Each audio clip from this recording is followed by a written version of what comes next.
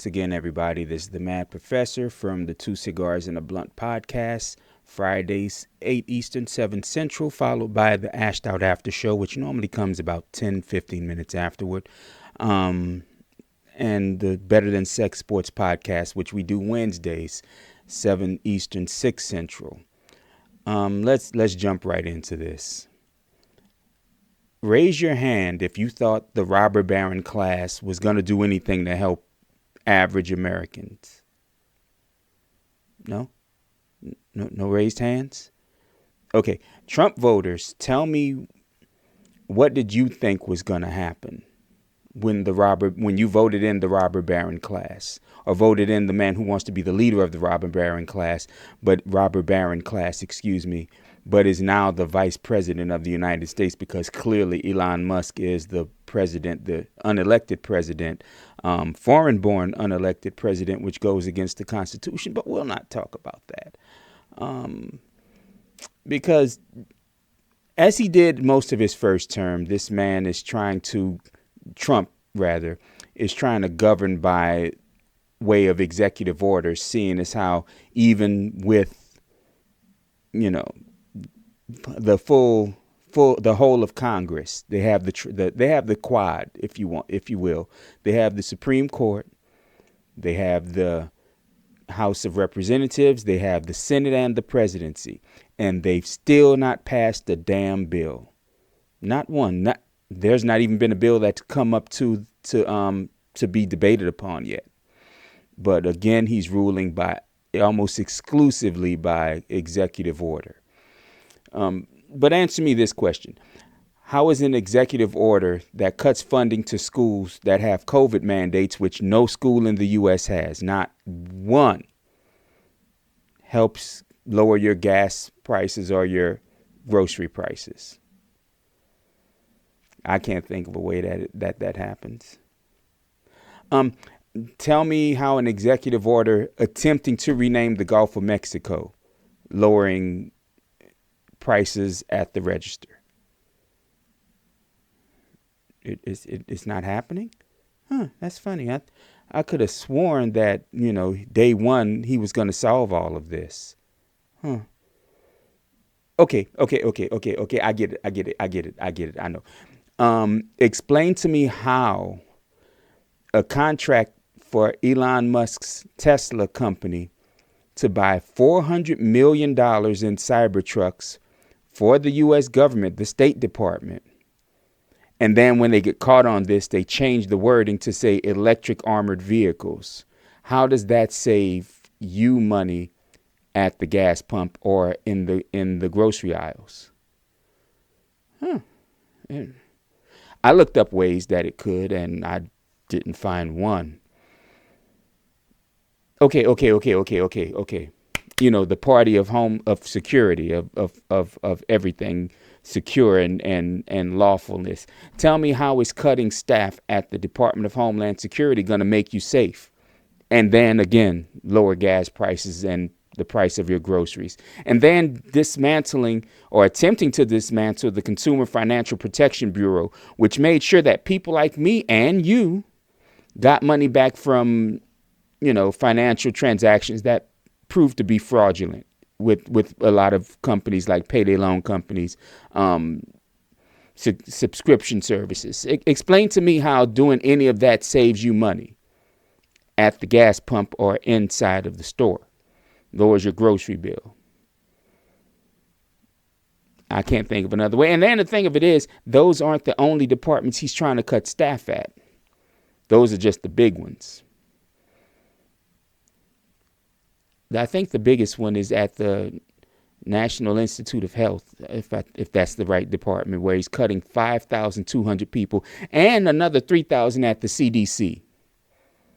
So again, tell me, how does this make your prices lower? How does this lower your price? How does trade wars with our biggest, trade partners, a trade contract that he signed himself, lowers all of your gas prices? And here's the thing. He's cutting U.S. aid, the United States Department the United States Agency for International Development. I'm sorry, it almost slipped my mind. You know what's funny about that is almost 60% of the money that U.S. aid actually gives, I think it's almost 70, goes to U.S. farmers, where the U.S. government buys produce from these farmers and sends it elsewhere. So, the farmers that voted for him are now SOL'd. Well, we're adults. I'll say shit out of luck.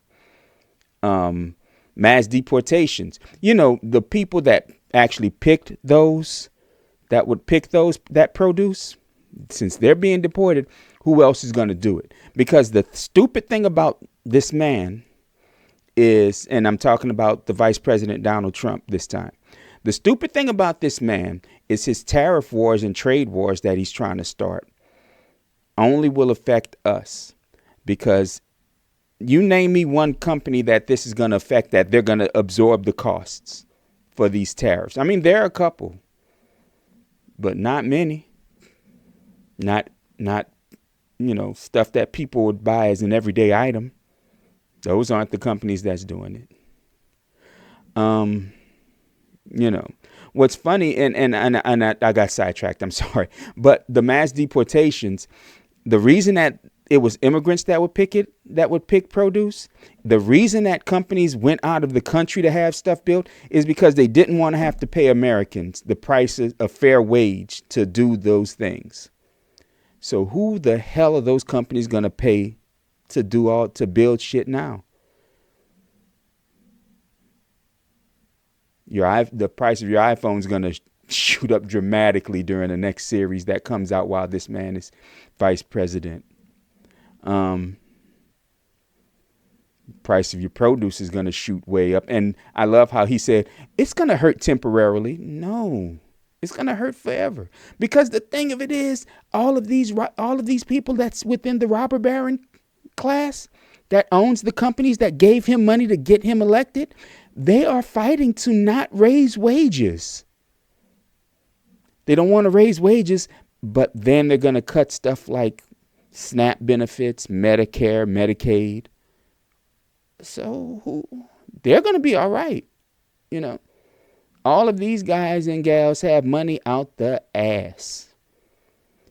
And then tell me how it's starting a genocide in Gaza to take that land to make the Mar-a-Lago of the Middle East gonna save you again at the grocery store and at the gas pump. You see, there are a lot of movies that could have warned everybody about this, one of which is one of my favorites, Idiocracy, where the least qualified person in our time becomes president in the future because he's the smartest person. Well, right now, our idiocracy is we elected, or not we, a lot of people elected the least qualified man to ever run for president, not only win it, but run for president. And he's putting his DEI cabinet in place.